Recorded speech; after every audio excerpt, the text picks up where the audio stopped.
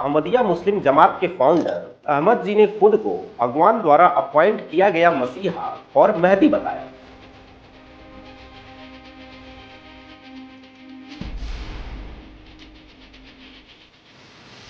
चंद्रवती रामायण में, जो कि एक 16वीं सेंचुरी का बंगाली वर्जन है, इसमें सीता मेन कैरेक्टर है, न कि राम, या जैसे दिनकर जी ने महाभारत के कर्ण को लेके रश्मि रची। ये काफी पुराना लिनन का कपड़ा है जिस पर सूली पे चढ़ाए गए इंसान की धुंधली इमेज बनी कई सौ सालों से। कई क्रिश्चियंस इसे जीसस का ओरिजिनल कफन मानकर पूजते आ रहे हैं। श्राउड ऑफ ट्यूरिन 1260 और 1390 ईस्वी के बीच का है, न कि फर्स्ट सेंचुरी का, जब जीसस की मौत हुई। कैसे इंडिया कपड़ों में सबसे बड़ा एक्सपोर्टर था। जीसस के टाइम में ही नहीं, उनसे भी 2-3 हजार साल पहले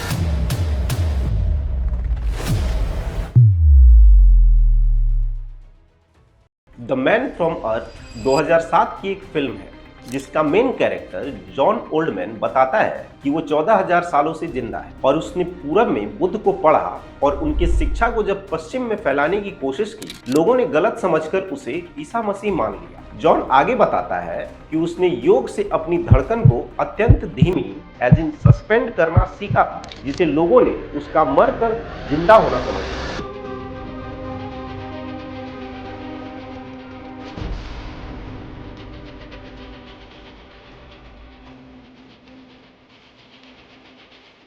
ये तो एक फिल्म थी, लेकिन ऐसे कई और एग्जाम्पल्स हैं जहां जीसस का इंडिया से कनेक्शन या उनके इंडियन होने का क्लेम किया गया है, जैसे कि आजकल आप सोशल मीडिया पे देख रहे हैं। लेकिन उन पे आने से पहले जीसस के कुछ और इंडिया कनेक्शंस के बारे में जानते हैं और उन सब के सही या गलत होने का एनालिसिस करते हैं। उन सब में सबसे पॉपुलर क्लेम है जीसस के अपने कश्मीर में कब्र होने का। इस थियरी की शुरुआत होती है अहमदिया मुस्लिम जमात के फाउंडर मिर्जा गुलाम अहमद से, जिन्होंने 1899 में क्लेम किया कि कश्मीर के श्रीनगर में जो रोजा बल का मकबरा है वो इनफैक्ट जीसस का मकबरा है। हालांकि इसका और कोई कोरबोरेशन नहीं है और बाकी सब लोगों ने इस क्लेम को नकार दिया है। हालांकि अहमद जी ने खुद को भगवान द्वारा अपॉइंट किया गया मसीहा और मेहदी बताया। इस्लामी मान्यता के अनुसार मेहदी मोहम्मद साहब के वंशज होंगे और माना जाता है कि वो अंतिम समय में जीसस के लौटने से कुछ समय पहले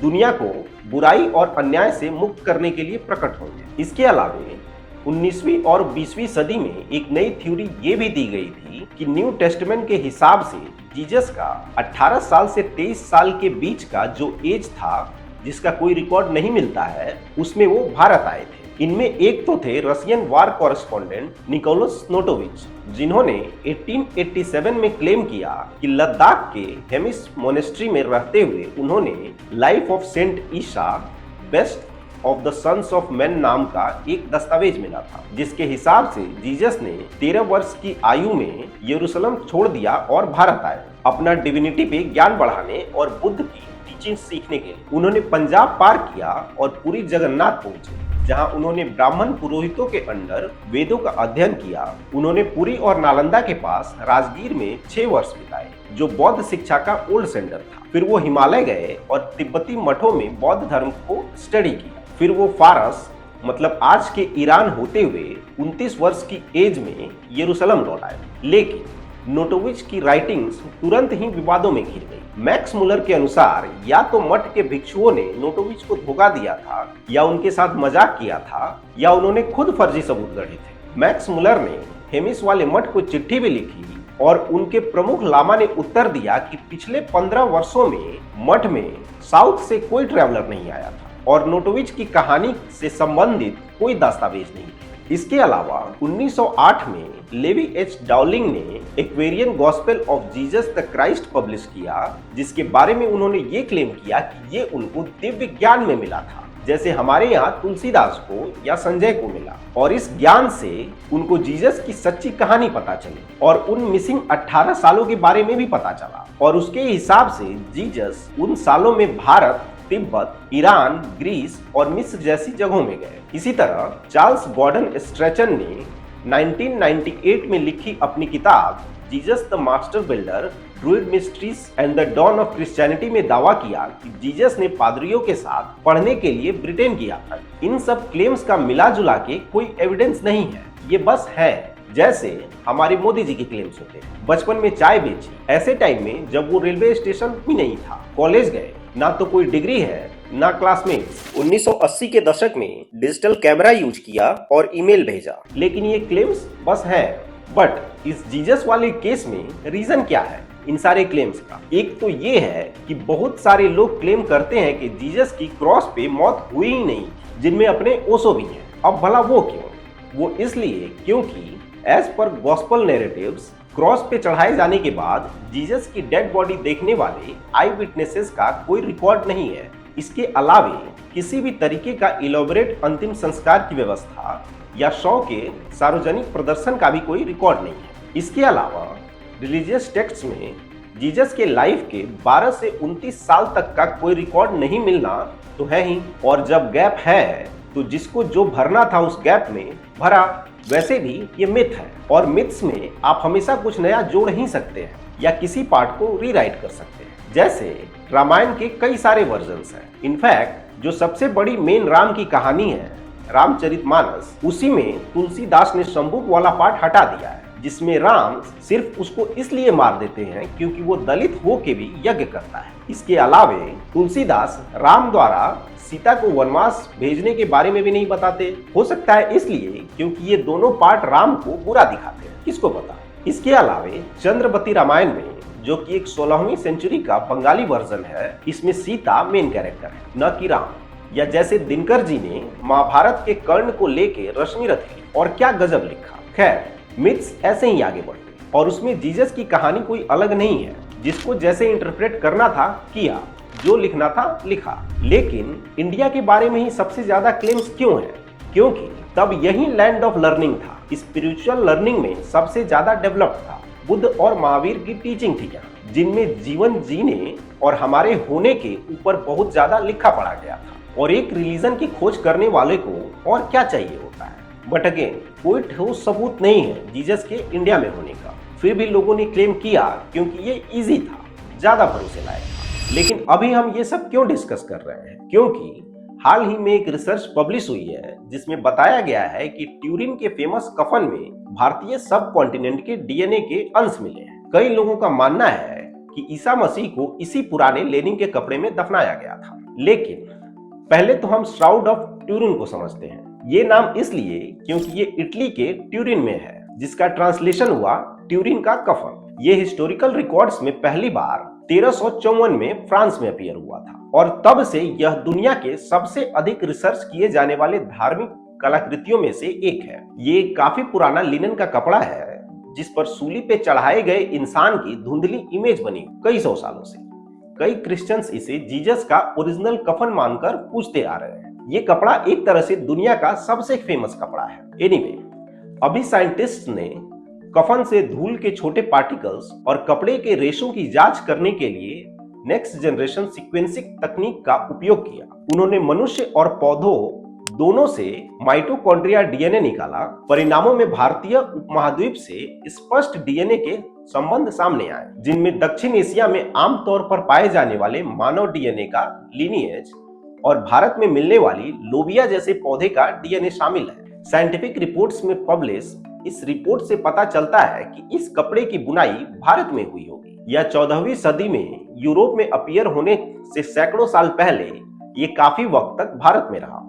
हालांकि इसका मतलब कहीं से भी ये नहीं है कि जीसस का ओरिजिन इंडिया था। मैं नहीं, यही रिसर्च कह रहा है साफ शब्दों में। इसके अलावे जर्नल ऑफ फॉरेंसिक साइंस में 2018 में रिसर्चर्स मतेओ बोरिनी और लुइगी गाल्स्केली की एक रिपोर्ट में तर्क दिया गया कि ब्लड फ्लो का जो पैटर्न है वो सूली पर चढ़ाए गए इंसान के हिसाब से नहीं है, और खून ओरिजिनल नहीं है बल्कि एक आर्टिफिशियल पदार्थ है, मतलब इस कफन पे। कई मेन स्ट्रीम साइंटिस्ट ने 1988 में रेडियो कार्बन डेटिंग का हवाला दिया है, जिसमें कपड़े को 14वीं शताब्दी का बताया गया है, और उन्होंने भी सजेस्ट किया है कि ब्लड जीसस के खून के बजाय मेडिवल आर्टिस्टिक क्रिएशन है, आयरन ऑक्साइड और पेंट से बना हुआ। एरिजोना, ऑक्सफोर्ड और ज्यूरिक की 3 इंडिपेंडेंट लेबोरेटरीज की टेस्टिंग के हिसाब से श्राउड ऑफ ट्यूरिन 1260 और 1390 ईस्वी के बीच का है, न कि फर्स्ट सेंचुरी का, जब जीसस की मौत हुई। तो ये भाई लोग जो लिख रहे हैं कि जीसस इंडियन थे, या तो इन्होंने पढ़ा नहीं ढंग से, या सिर्फ रीच के लिए लिख रहे हैं। लेकिन अभी हम कपड़े के ओरिजिन पे रहेंगे। फर्स्ट ऑफ ऑल, ये लिनन है, तो इसमें क्या न्यूज है कि ये इंडियन है? लिनन है तो ज्यादा चांसेस है कि इंडियन ही होगा।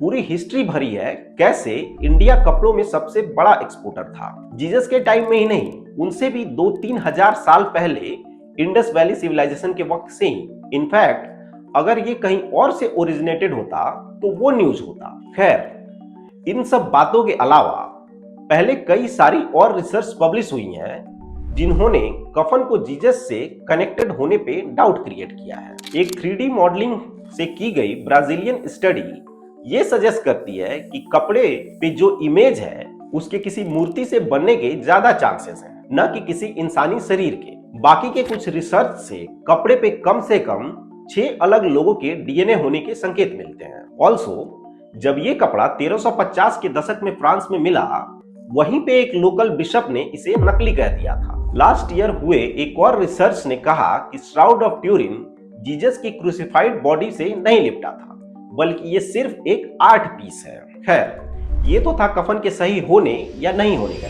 लेकिन यहाँ सबसे बड़ी आयरनी ये है कि जो लोग ईसाई धर्म को क्वेश्चन करते हैं, इसके सही होने पे सवाल उठाते हैं, वो अचानक से इस कपड़े को ओरिजिनल साबित करने में लगे हुए हैं, सिर्फ इसलिए कि एक रिपोर्ट कहती है कि यह भारत से है। लेकिन अब आज जो हम उछल उछल के इतने कॉन्फिडेंस से कह रहे हैं, कल को अब किस मुंह से कहेंगे कि जीसस मर के जिंदा ही नहीं हुए थे? हम तो इनफैक्ट सबसे बड़े सपोर्टर हैं अभी इस क्लेम के। क्यों?